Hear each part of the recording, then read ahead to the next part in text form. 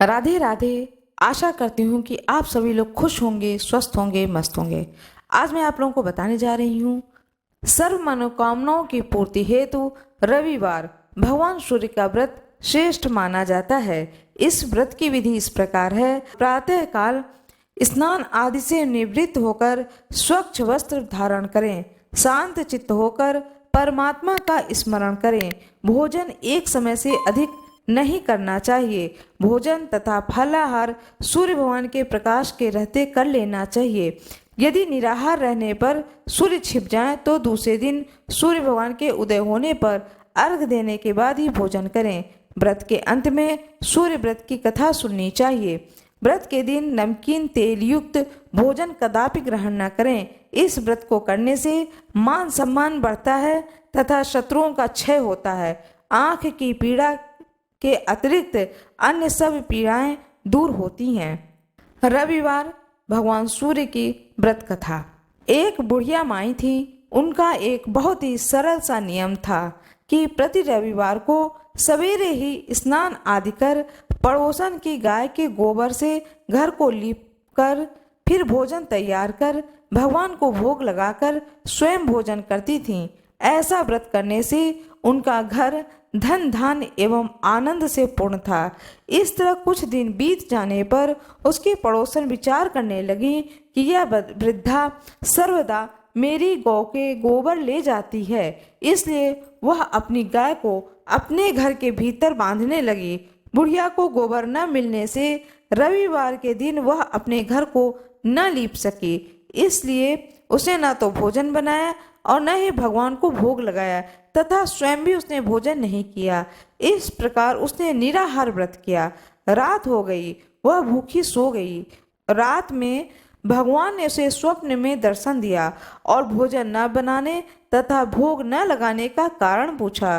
बुढ़िया माई ने कहा कि आज मुझे घर लीपने के लिए गाय का गोबर नहीं मिला, जिससे हमारा घर शुद्ध नहीं हुआ, जिससे मैं खाना नहीं बना पाई और न ही आपको भोग लगा पाई।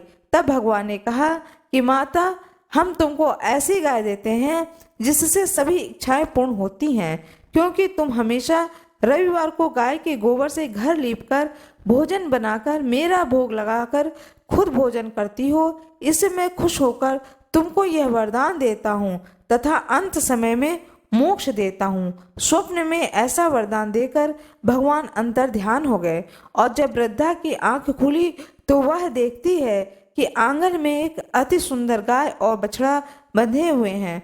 वह गाय और बछड़े को देखकर अत्यंत प्रसन्न हुई। उनको घर के बाहर बांध दिया, वहीं खाने का चारा डाल दिया। जब उसके पड़ोसन ने बुढ़िया के घर के बाहर एक अति सुंदर गाय और बछड़े को देखा तो द्वेष के कारण उसका हृदय जल उठा तथा जब उसने देखा कि गाय ने सोने का गोबर किया है तो वह उस गाय का गोबर ले गई और अपनी गाय का गोबर उसकी जगह पर रख दिया। वह नित्य प्रतिदिन ऐसा ही करती, सीधी साधी बुढ़िया को इसकी खबर नहीं होने देती। तब सर्वव्यापी ईश्वर ने सोचा कि चालाक पड़ोसन के कर्म से बुढ़िया ठगी जा रही है। भगवान ने संध्या के समय अपनी माया से बड़ी जोर की आंधी चला दी। बुढ़िया ने अंधेरे के भय से अपनी गाय को घर के भीतर बांध लिया। प्रातः काल उठकर जब वृद्धा ने देखा कि गाय ने सोने का गोबर दिया है तो उसके आश्चर्य की सीमा न रही। वह प्रतिदिन गाय को घर के भीतर बांधने लगी। उधर पड़ोसन ने देखा कि बुढ़िया गौ को घर के भीतर बांधने लगी है तो उसका सोने का गोबर उठाने का दांव नहीं चलता तो वह ईश्वर से जल उठी। कुछ उपाय न देखकर उसने उस देश के राजा की सभा में जाकर कहा, महाराज, मेरे पड़ोस में एक वृद्धा के पास ऐसी गाय है जो आप जैसे राजाओं के योग्य है। वह रोज सोने का गोबर देती है। आप उस सोने से प्रजा का पालन कीजिए। वह वृद्धा इतने सोने का क्या करेगी? राजा ने यह बात सुन अपने दूतों को वृद्धा के घर से गाय लाने की आज्ञा दी। वृद्धा प्रातः ईश्वर को भोग लगा भोजन ग्रहण करने ही जा रही थी कि राजा के कर्मचारी गाय खोलकर ले गए। वृद्धा काफी रोई चिल्लाई किंतु कर्मचारियों के समक्ष कोई क्या कहता। उस दिन वृद्धा गाय के वियोग में भोजन न खा सकी और रात भर रो रो कर ईश्वर से गाय को पुनः पाने के लिए प्रार्थना करती रही।